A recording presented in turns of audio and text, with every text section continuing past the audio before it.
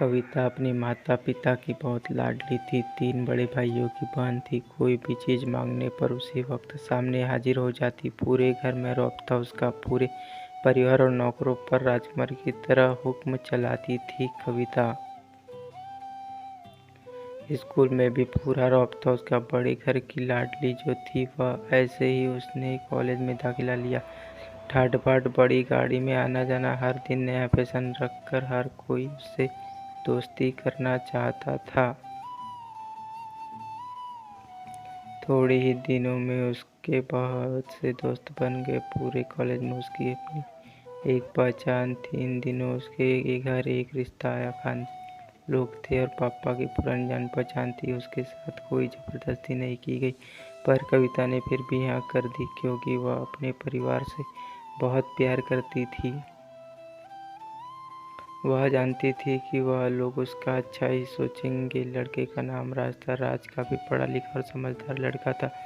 ससुराल वाले भी बहुत अच्छे थे। ससुराल में कविता की जगह वैसी ही थी जैसे कि मायके में कार्य कविता की सलाह के बिना नहीं होता था। सबकी लाडली बहू बन गई थी। फिर उसे एक छोटे बच्चे को जन्म दिया। राहुल कविता को जान से प्यारा था। पोता पाकर ससुराल वाले तो फूले नहीं समाते थे। कविता कभी कभी सोचती थी कि उसकी किस्मत इतनी अच्छी है। उसका हर अपना उसके कितना प्यार करता है। चाहे जीवन में कैसा भी समय आए, मेरे हमेशा अपने साथ रहेंगे। मैं कभी अकेली नहीं हो सकती। कितनी खुशकिस्मत हूँ मैं। पर शायद कविता की खुशियों को उसकी अपनी नज़र लग गई। एक दिन वह मायके जाने की जिद कर बैठी। राज बहुत काम था, लेकिन वह फिर भी उसे ले गया।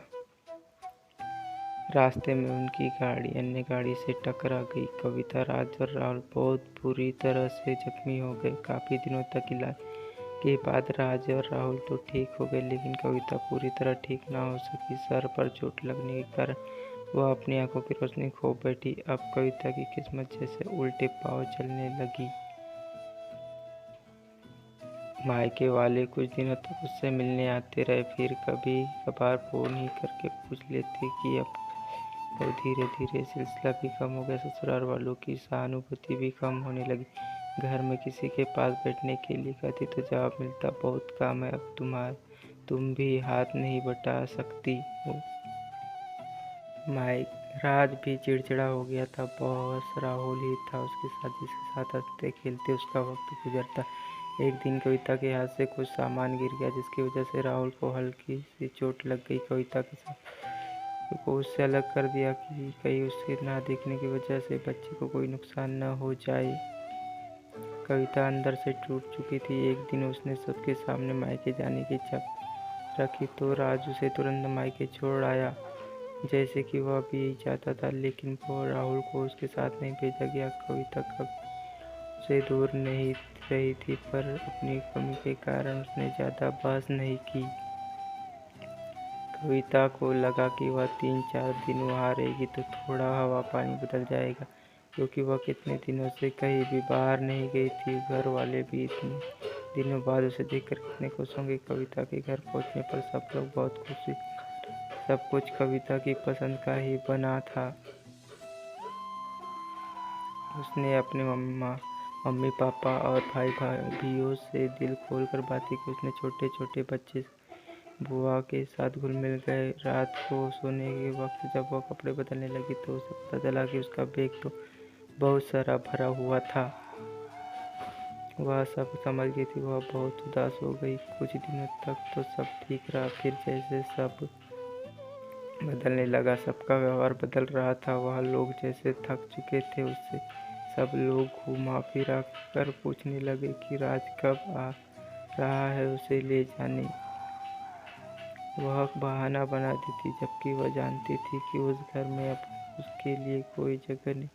कविता से चलते वक्त कुछ न कुछ नुकसान हो जाता। थोड़ी बहुत टोका टाकी उसे सुनाई देती, वह टाल देती। एक दिन उसके हाथ से लग कर एक कीमती फूलदान टूट गया। छोटी भाभी ने बहुत हंगामा मचाया। कविता के माता पिता रोज रोज के झमेले से तंग आ गए थे। उन्होंने राज को खुद से फोन कर दिया।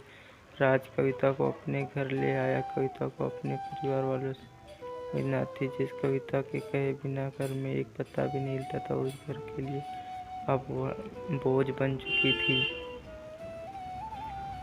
राज के साथ ससुराल आते वक्त बहुत खुश, क्योंकि वह अपने घर जा रही थी, अपने जिगर के टुकड़े राहुल के पास। परंतु यह खुशी भी कुछ पल के लिए ही थी। सारा बंदोबस्त पहले ही हुआ था। कविता को सीधे ऊपर वाले कमरे में पहुंचा दिया गया। राहुल से दूर रहने की सख्त चेतावनी दी गई। एक कामवाली लता को उसकी जिम्मेदारी सौंपी, जो उसके खाने पहनने जैसी जरूरतों का ध्यान रखती। कविता ज्यादातर चुपचाप ही रहती। कभी कभी कामवाली लता से थोड़ा बचा लेती। उसके राहुल का पता चल जाता। सबकी लाडली बेटी अब बहू सबके लिए लाडली से बोझ बन चुकी थी। स्टोरी अच्छी लगी हो तो लाइक एंड सब्सक्राइब जरूर कर दीजिएगा।